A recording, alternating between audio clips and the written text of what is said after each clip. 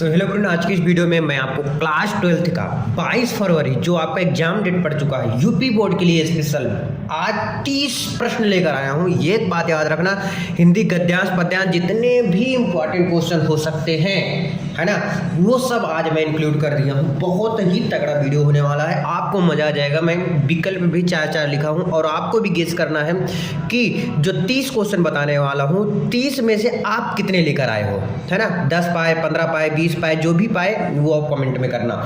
मैं गारंटी और दावे के साथ कह सकता हूँ, यहाँ से आपका पता चल जाएगा कि आप कितना तैयार हो। ठीक है, ध्यान से सुनो।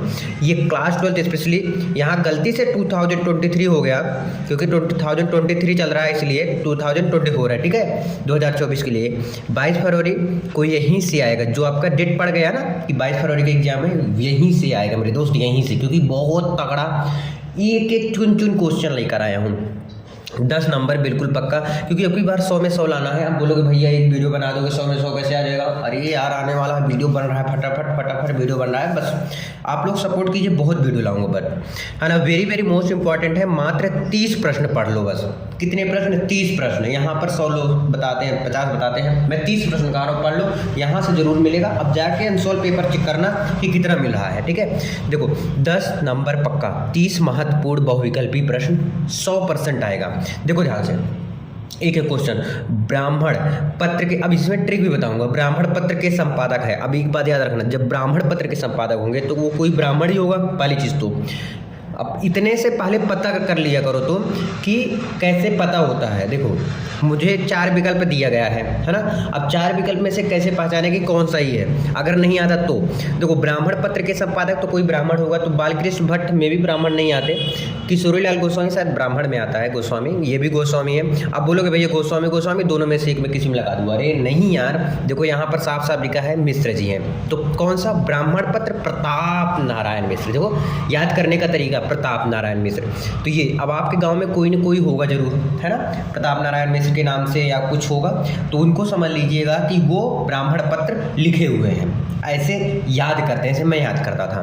ठीक है, लाहरों के राजहंस की विधा है। जो लाहरों के राजहंस की विधा क्या है? देखो, उपन्यास है, कहानी है, नाटक है, यात्रा वृत्तांत। देखो लाहरों के राजहंस, ये लग रहा है कुछ नाटक टाइप का, लाहरों के राजहंस। अगर नहीं पता चला तो याद कर लो, जैसे लहर है ना, आपका लहर का मारता है बारिश में, तो लहर के राजहंस, तो ये नाटक हो गया। अभी दूसरा कोई बोलने लग जाए कि मेरे यहाँ हमेशा लहर मारता रहता है, ऐसे थोड़ी ना होता है ना। ठीक है, ऐसे याद करते हैं। ये तो बहुत इंपॉर्टेंट, बहुत ज़्यादा। रानी केतकी की कहानी के रचयिता सदा सुखलाल, लल्लू लाल, इंसा अल्लाह खां, सदल मिश्र। ध्यान सुनिए, सदा सुखलाल, आप लोग बताइए ना फटाफट। सदा सुखलाल, लल्लू लाल, इंसा अल्लाह खां, सदल मिश्र। बताओ रानी केतकी की जो कहानी है उसके लेखक कौन है? देखो रानी केतकी की कहानी इंसा अल्लाह खां। ठीक है, कौन है? इंसा अल्लाह खां। देखो अलग अलग है ना। अब इसको याद करने का तरीका क्या है? जो रानी है वो इंसा अल्लाह खां, है ना, ऐसे याद करते हैं। नेक्स्ट, क्या भूलूं क्या याद करूं किस विधा की रचना है? क्या, अब ये सब तो नहीं रहेंगे, बाकी तो ना, क्या भूलूं क्या याद करूं किस विधा की रचना है? संस्मरण, डायरी, आत्मकथा, यात्रा वृत्तांत होता है मे भी। ठीक है, संस्मरण, डायरी, आत्मकथा, यात्रा वृत्तांत। क्या भूलूं क्या याद करूं, याद से देख लो क्वेश्चन, ये जरूर मिल सकता है आपको एग्जाम में अपने। क्या है? क्या भूलूं क्या याद करूं किस विधा की रचना है? आत्मकथा। अब बोलोगे भैया इसमें भी तीसरा सही, इसमें भी तीसरा, इसमें भी तीसरा, तो तीसरा मार के चले आएंगे एग्जाम में। अरे नहीं यार, ऐसे थोड़ी ना होता है, आगे पीछे लिखा रहेगा, बस समझने की कोशिश करना। ठीक है, सरस्वती पत्रिका के संपादक है। देखो सरस्वती, ध्यान सुन लो, सरस्वती है ना, सरस्वती माँ सरस्वती होती है जो, जिसको आता है ना वो चीज़। सरस्वती पत्रिका के संपादक है कौन है? आचार्य महावीर प्रसाद द्विवेदी, प्रेमचंद्र, डॉक्टर हजारी प्रसाद द्विवेदी, गुलाब राय। बताइएगा आप लोग भी, सरस्वती जो पत्रिका है उसके संपादक कौन है? आचार्य महावीर प्रसाद द्विवेदी जी हैं। कौन है? आचार्य महावीर प्रसाद द्विवेदी सरस्वती पत्रिका के संपादक हैं। ठीक है, हिंदी का प्रथम मौलिक उपन्यास है। जो पहला मौलिक उपन्यास क्या है? हिंदी का पहला मौलिक उपन्यास क्या है? गबन है, तितली है, परीक्षा गुरु, चित्रलेखा। क्या है? ध्यान सुनो, हिंदी का प्रथम मौलिक उपन्यास है, क्या है? परीक्षा गुरु है। क्या है? परीक्षा गुरु। हिंदी का जो पहला मौलिक उपन्यास है वो क्या है? परीक्षा गुरु है। नेक्स्ट देखो, आवारा मसीहा, नाम सुनो। आवारा, आवारा जैसे घूमते रहते ना इधर उधर आवारा मसीहा, गाय वैसे घूमते रहते। अब जैसे कोई लड़का भी है इधर उधर घूमता रहता, बोलते नहीं है ये आवारा है ना, ऐसे ये आवारा है साला। तो आवारा मसीहा के लेखक हैं तो कौन है? यशपाल, विष्णु प्रभाकर, अमृत राय, मोहन राकेश। ध्यान सुनो, आवारा मसीहा जो है उसके लेखक कौन है? विष्णु प्रभाकर हैं। कौन है? विष्णु प्रभाकर हैं। ठीक है। नेक्स्ट देखो, रसज्ञ रंजन निबंध संग्रह के रचनाकार है। जो रसज्ञ रंजन है, रसज्ञ रंजन निबंध संग्रह के रचनाकार हैं राय कृष्णदास, महावीर प्रसाद द्विवेदी, प्रोफेसर जी सुंदर रेड्डी, डॉक्टर संपूर्णानंद। राय कृष्णदास, महावीर प्रसाद द्विवेदी। कौन है? महावीर प्रसाद द्विवेदी जी हैं। जो रसज्ञ रंजन है उसके निबंध संग्रह के रचनाकार कौन है? महावीर प्रसाद द्विवेदी। 8 तक क्लियर हो गया। 9 नंबर नेक्स्ट पेज में चलो। देखो, काशी नागरी प्रचारणी सभा के संस्थापक थे। जो काशी नागरी प्रचारणी है उस सभा के संस्थापक कौन थे? 9 नंबर बताइएगा। बालकृष्ण भट्ट थे, प्रताप नारायण मिश्र थे, बाबू श्याम सुंदर या हजारी प्रसाद द्विवेदी। किसके? काशी नागरी प्रचारणी। नाम सुनो, काशी नागरी प्रचारणी सभा के संस्थापक थे। कौन थे? बाबू श्याम सुंदर दास। कौन थे? बाबू श्याम सुंदर दास थे। समझ आ गया? काशी नागरी जो प्रचारणी है उस सभा के संस्थापक कौन थे? बाबू श्याम सुंदर दास। चिंतामणि के रचनाकार है। जो चिंतामणि के रचनाकार है क्या है? चिंतामणि के रचनाकार क्या है बताइएगा? डॉक्टर नगेंद्र, राजेंद्र यादव, रामचंद्र शुक्ल, श्याम सुंदर दास। चिंतामणि, नाम सुनिए, चिंतामणि। चिंता, जो चिंता करते हैं ना, चिंता के मणि के रचनाकार है ना। याद करने का तरीका बता रहा हूँ। तो इनके चिंतामणि कौन है? शुक्ल जी हैं। ये भी रामचंद्र शुक्ल हैं। ठीक है। कौन है? रामचंद्र शुक्ल चिंतामणि के रचनाकार हैं। ठीक है। हिंदी प्रदीप के संपादक हैं। हिंदी प्रदीप के संपादक कौन है? हजारी प्रसाद द्विवेदी, धर्मवीर भारती, बालकृष्ण भट्ट, वियोगी हरि। हिंदी प्रदीप जो है उसके संस्थापक पूछा गया है। कौन है? बालकृष्ण भट्ट जी हैं।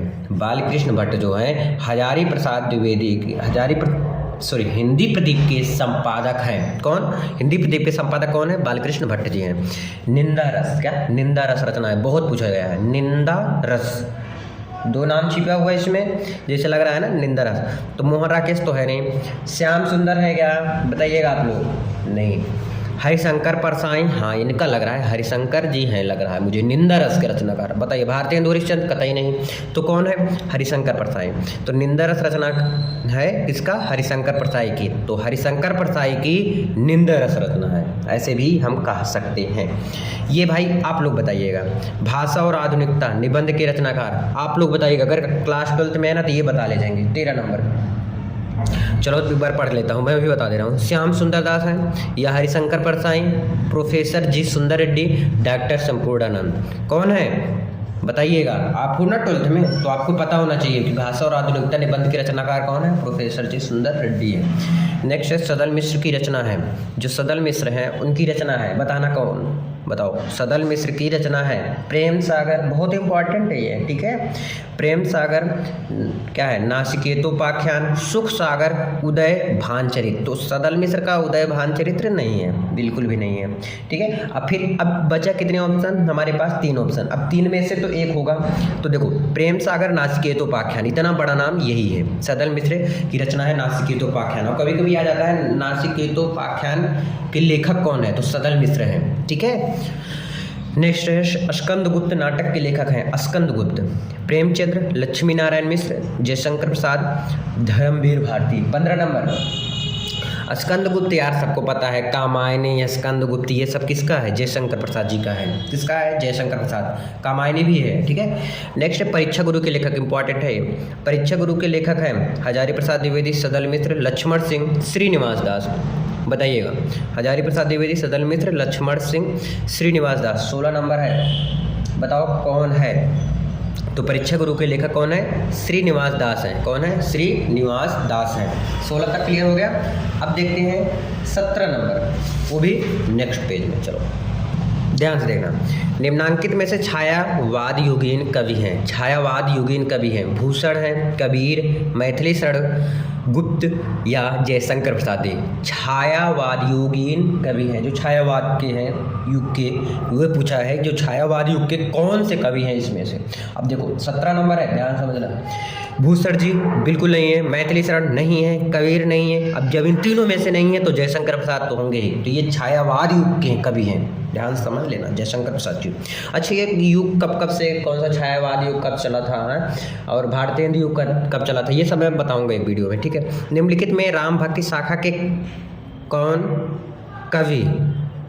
कवि नहीं हैं, यहाँ पे ये बहुत बार पूछा गया है, कंटिन्यू पूछते चला रहा है। अब देखो यहाँ पर नहीं छिपा है, बहुत लोग पागल हो जाते हैं इसमें, बोलते हैं अरे भाई तुलसीदास भी है, नंददास सब इसमें आते ही हैं, राम भक्ति के ही है ना। तो इससे आप लोग का कन्फ्यूजन दूर कर दो।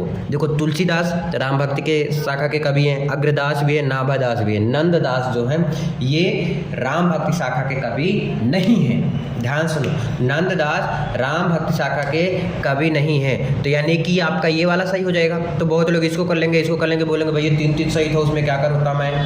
अरे 3 नहीं सही था, आप ही गलत थे, ठीक है। नेक्स्ट है तार सप्तक का प्रकाशन वर्ष है, जो तार सप्तक है उसका प्रकाशन वर्ष कब है, कौन से ईयर का है।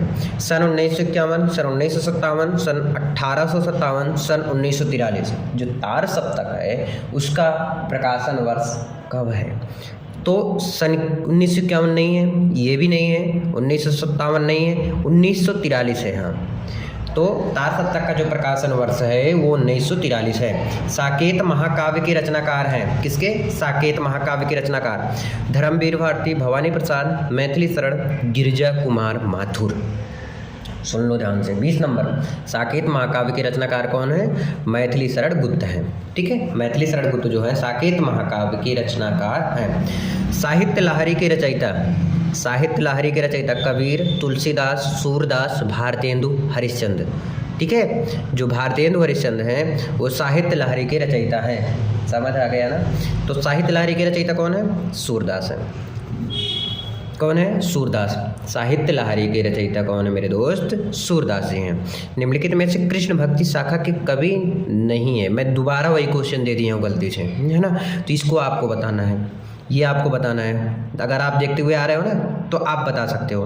देखो निम्नलिखित ने कृष्ण भक्ति शाखा के कवि नहीं है, और उसमें था राम भक्ति शाखा के कवि नहीं है। दोनों में डिफरेंस है मेरे दोस्त। देखो उसमें कौन सा सही था, नंददास सही थे ना, तो ये इसमें नंददास भी क्या गलत होंगे या सही होगा। क्वेश्चन नंबर 22, जो नंददास हैं, अब देखो नंददास, इससे नाम से पता चल रहा है ये कृष्ण भक्ति के होंगे, है ना।